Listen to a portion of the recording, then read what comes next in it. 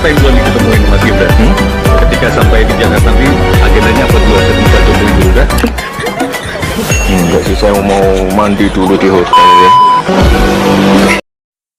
Dinasti Jokowi makin terkunci.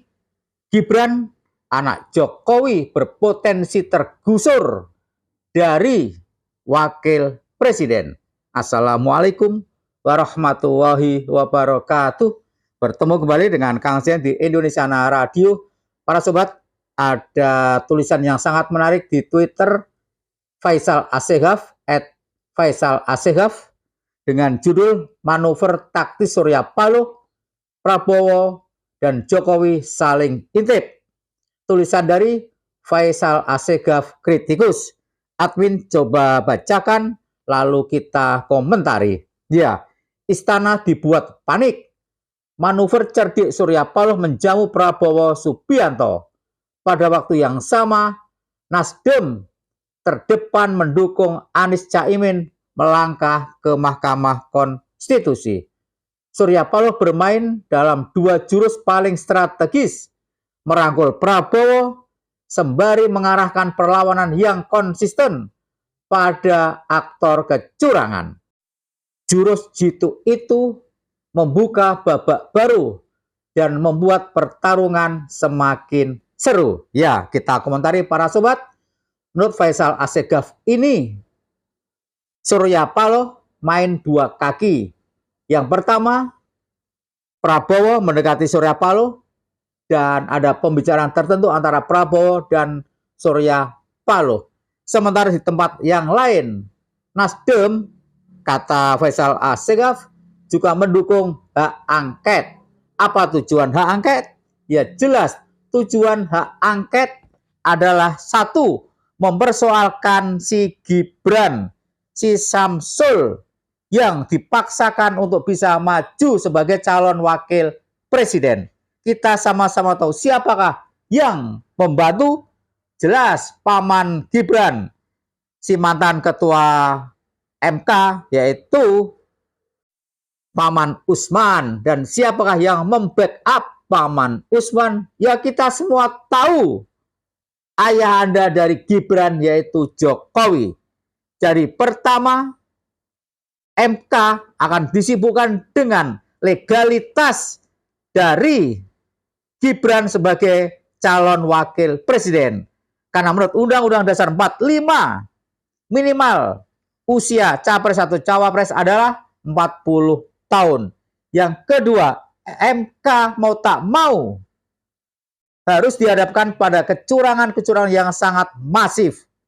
Kecurangan-kecurangan yang dilakukan oleh rezim ini, dan siapakah dibalik semua kelakuan rezim ini? Jelas Jokowi.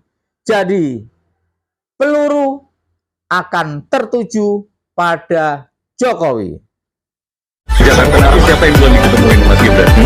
Ketika sampai di Jakarta nanti agendanya apa duluan? Ketemu Pak Jokowi dulu kan? Enggak sih, saya mau mandi dulu di hotel ya. Di Jakarta nanti siapa yang duluan diketemuin Mas Gibran?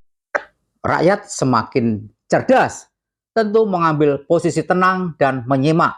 Rakyat tahu politik tidak boleh terjebak hitam putih. Terlebih kesadaran kolektif rakyat mulai merajut konklusi perusak demokrasi adalah Jokowi. Admin setuju.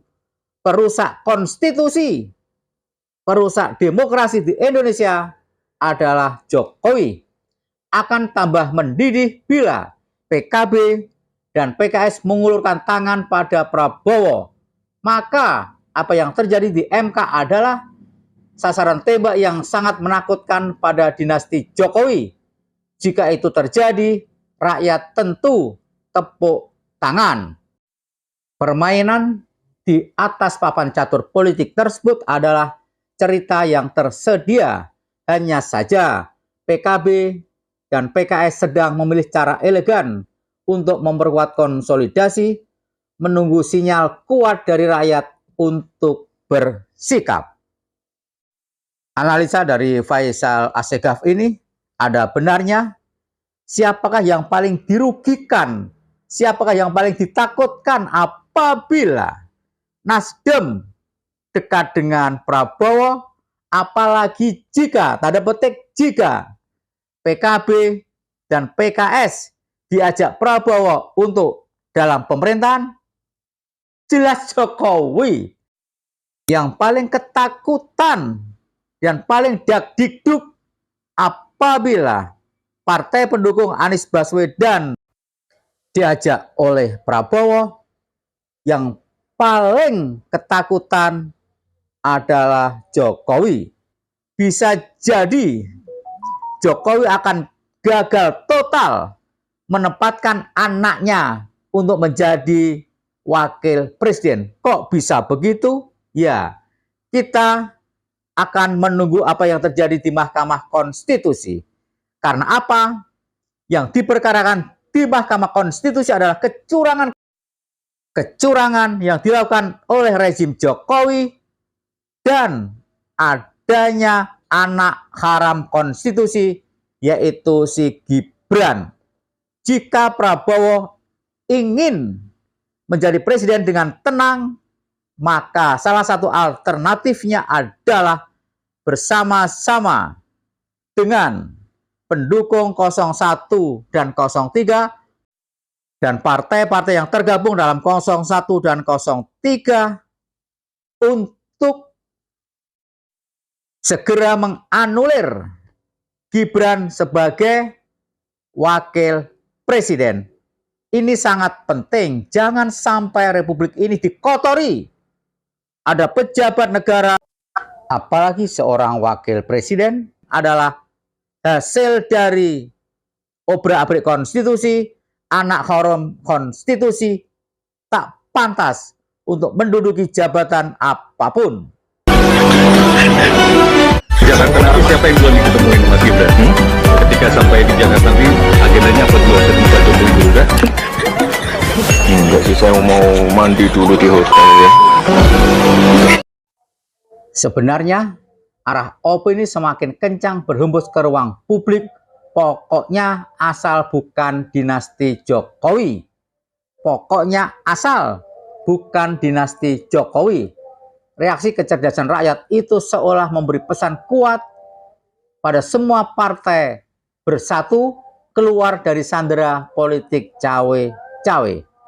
Kalau informasi politik tersebut terbentuk, maka nasib Gibran yang bakal diperkarakan di MK berada di ujung tanduk.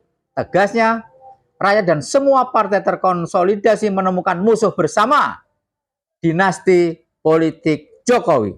Siapa musuh bersama rakyat Indonesia? Dinasti politik Jokowi. Walhasil, langkah Gibran yang dipaksakan menjadi wakil presiden berpotensi tergusur. Apalagi bila mengamati sikap PDIP, menolak anak haram konstitusi adalah wajib. Tekanan kuat itu terus bergulir dan sulit dibendung. Hanya saja PDIP tampaknya menyembunyikan skenario lain untuk memperkuat maksud dari cerita itu. Dan para aktor di lingkar Ibu Megawati sedang meracik kalkulasi untung rugi untuk bermanuver. Terlepas dari semua spekulasi yang terus berkembang, peta jalan politik ke depan sudah terbaca.